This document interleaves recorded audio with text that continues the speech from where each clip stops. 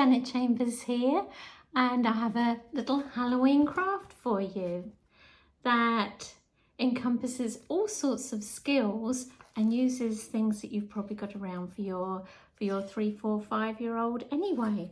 You just need some construction paper, some yarn, a bit of tape, a hole punch.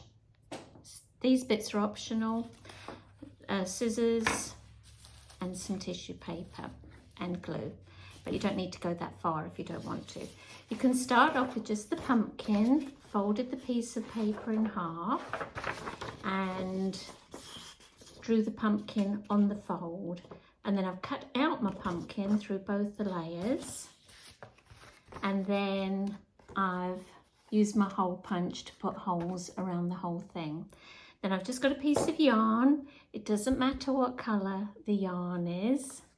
And then I've got a little piece of masking tape. You can use any sort of tape, and just wrapped it around the edge, so that makes a nice little, instead of a needle, it's a nice solid thing for the children to thread through the pumpkin.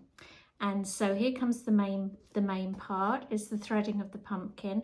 And again, so many skills here. We've got hand-eye coordination. We've got the fact that the children are focusing on which is the next hole. Now with the younger ones, it really doesn't matter if they miss a few holes, but it's something for them to be paying attention to when they're ready. It doesn't matter if they're doing an overstitch, or whether, because this one's going to be probably easier because they're always going to be going in through the top, or whether they do a running stitch, in which case they're going to be going from one side to the other.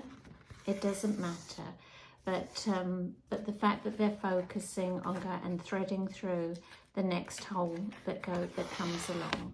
So they'll go all the way around their pumpkin, and it will end up looking something like that. See, with a good variety, they'll be very pleased.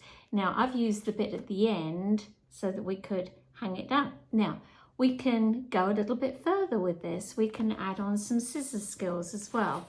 So if I'm wanting the children to cut things out, I'll make sure I'll give them a smaller piece of paper, because a lot of our 3 and 4-year-olds tend to snip still rather than cut great pieces. Now, if I want a pumpkin face, I'm looking for triangles, squares, whatever, so they can sit there happily with a little strip of black paper and just snip triangles or whatever shape happens to come out. So they'll be delighted with this, and it's a nice way of going through the scissor skills, keeping them to point the scissors away for them and downwards and everything.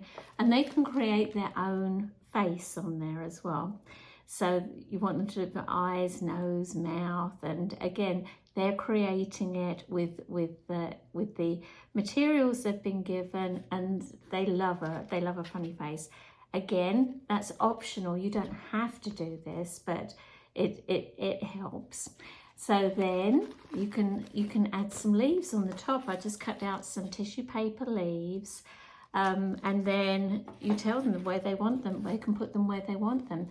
Now, a lot of the children in my class, they tend to put them in all sorts of places where they don't grow on a pumpkin, but they were very purposeful. They wanted to put them where they wanted to put them. A lot of them on the back where the face, they hadn't put the face, they put some leaves just on the back here, but it was their decision to do that, and they thought it looked absolutely wonderful.